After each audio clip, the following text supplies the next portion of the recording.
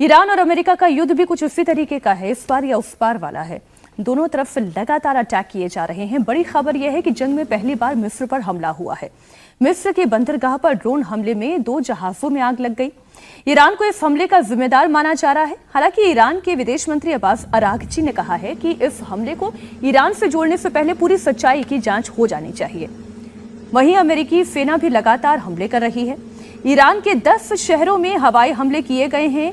कैशम island पर कई लोगों की जान जाने की खबर है। इसके बाद ईरान ने कुवैत और जॉर्डन में अमेरिकी ठिकानों को तबाह किया।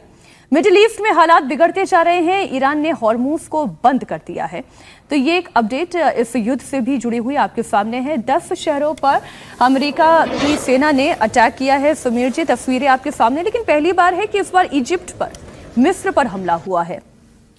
इधर अमेरिका ईरान पे हमला कर रहा है, उधर ट्रंप साहब कह रहे हैं कि हमने हमास और इजराइल का समझौता करवा दिया है और दोनों में अब समझौता हो गया। अब दोनों लड़ाई नहीं लड़ेंगे। अब वहाँ नई सरकार बनेगी जो उसको कंट्रोल करेगी वहाँ पर। लेकिन ईरान को लेकर जिस तरीके से अभी ट्रंप अपनी देश में बच गए, 1 वोट से बच गया ना, तो उनको परमिशन लेना पड़ती सीनेट की लड़ने के पहले। जीत गए वो। हाँ, वो 1 वोट से बस मतलब बच ही गए वो। 2 वोट से बच गए एक्चुअली। हाँ, जो उनका एक उनकी पार्टी के एक और एमपी ने उससे भी हाजिर रहा। अदरवाइज उनका बड़ा मुश्किल होता हमला करना। तो उनको थोड़ा ताकत मिल गई है तो वो बड़ी ताकत से वहाँ हमला कर रहा है। लेकिन अभी ये चलता रहने वाला है। स्ट्रेट ऑफ हॉर्मुज पर ईरान कब्जा छोड़ने नहीं वाला है। अमेरिका उसको स्टेट ऑफ हॉर्मुज पर कब्जा ईरान को करने देगा नहीं। तो ये मुद्दा में लड़ाई चलने वाली है। बैकडोर से बातचीत बहुत लंबे समय से चल रही है, उसका कोई सार्थक परिणाम निकल के नहीं आ रहा। और अभी कहीं नजर भी नहीं आ रहा कि इनके बीच में कहीं लड़ाई रुकने की स्थिति आ रही है। फिलहाल मुझे लगता है चलने वाला है। लेकिन जिस तरीके से ईरान लगातार अमेरिकी ठिकानों को बाकी देशों में अटैक कर रहा है, मुस्लिम विश्व पे भी कर दिया, तमाम देशों में अटैक कर रहा है, यह लग रहा है कि ईरान ने भी तैयारी कर ली कि भाई हमें बातचीत करने की जरूरत नहीं है। अब ये लड़ाई कहाँ जाकर रुकेगी फिलहाल कोई इसकी संभावना नजर नहीं आती है। लड़ाई फिलहाल मुझे लगता है जारी रहेगी।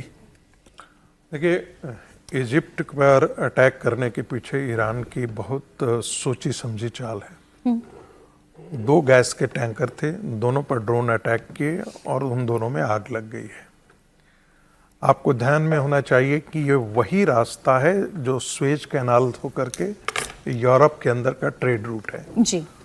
तो एक प्रकार के ईरान ने मैसेज किया है कि हम सिर्फ हॉर्मुज के जहाजों के लिए खतरा नहीं है, आगे स्वेज तक भी, हम स्वेज तक के जहाजों को रोकने की क्षमता हमें है। हम वहां भी आप पर अटैक कर सकते हैं। हॉर्मुज हो, बाबल मंदेब आप देखिए, बाबल मंदी का ही जो रूट है वो आगे जाकर के स्वेज नहर से मिलता है और स्वेज नहर से आप यूरोप में एंटर कर जाते हैं। तो आपका जो अभी हॉर्मुज से बंद था, उसके कारण अभी बाबल मंदी से और हॉर्मुज से ट्रेड हो रहा था, तो उतना इंपैक्ट नहीं पड़ रहा था। यदि वो भी बंद हो जाता है, वहां भी सेलर्स को दिक्कत होती है, तब ईरान ने एक प्रकार का यही संदेश दिया है कि यदि हमारे इंफ्रास्ट्रक्चर पर, यदि हमारे शहरों पर आपने हवाई हमला किया तो हम उस रूट को भी खतरनाक बना देंगे। ये एक प्रकार के ईरान ने मैसेजिंग किया है। ये तो बहुत खतरनाक मैसेजिंग है। फिर तो अब तो फिर ट्रंप को सोचना है कि आप अंजाम भुगतने के लिए तैयार हैं या नहीं हैं। हर्षवर्धन जी, ये तो बहुत खतरनाक है। ये तो ट्रंप को देखना है कि इस लड़ाई को वो कहां तक लेकर जाना चाह रहे हैं। हॉर्मुज, बाबल मंदेब और सुएज। ट्रंप ने तो पूरी तरह से, जिसको कहते हैं ना, कि ऐसा काम किया कि सब बिगाड़ के रख दिया। इतना ज्यादा काम किया कि सब बिगड़ गया है। अब सवाल यह है कि क्या उसको संभालने की स्थिति में, क्योंकि अब तो उनके इस तरह के भी बयान नहीं आते हैं कि हम ये कर देंगे, वो कर देंगे। अब वो सब भी खत्म हो गया है। और इसमें जितनी पार्टीज बढ़ गई हैं, मतलब एक तरह से कहें तो पहले था कि ठीक है, ईरान का झगड़ा था अमेरिका और इजराइल के साथ, बीच बीच में वो जो उसके अगल बगल के पड़ोसी मुस्लिम देश थे उन पे हमला कर रहा था क्योंकि वो अमेरिका का बेस थे।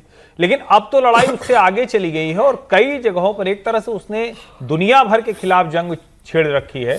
और अगर फिर भी दुनिया मिलकर इसका कोई रास्ता नहीं निकाल पा रही, तो इसका मतलब यही हुआ कि जब दोनों थक हार कर बैठ जाएंगे तब शायद इसका कोई रास्ता निकलेगा। और हम लोग ये मान रहे हैं कि थकान तो हुई नहीं। रूस और यूक्रेन युद्ध आज तक चल रहा है। थकान जैसा नहीं है। वो जब एकदम उनको समझ में आएगा कि अब लड़ नहीं पाएंगे, तभी ये जाके बंद होगा। उससे पहले बंद नहीं होगा। इजिप्ट में जो अटैक हुआ उसके पीछे ये भी एक है कि सऊदी अरब और अमेरिका दोनों ने मिलकर के इराक के अंदर जो शिया मिलिशिया ग्रुप था उस पर अटैक किया। तो उसके रिटेलिएशन में ऐसा माना जा रहा है कि ईरान ने अटैक इजिप्ट तक जाकर के किया है। तो लगातार हम सिर्फ देश ही नहीं दुनिया की खबरें आप तक पहुंचाते रहते हैं, कहानी कुर्सी की आपको दिखाते रहते हैं। बहुत शुक्रिया। आज के इस कार्यक्रम को हम यहीं समाप्त करते हैं। बहुत शुक्रिया हर्षवर्धन जी, विजय जी, रागी जी, सुमीर जी हमारे साथ जुड़ने के लिए।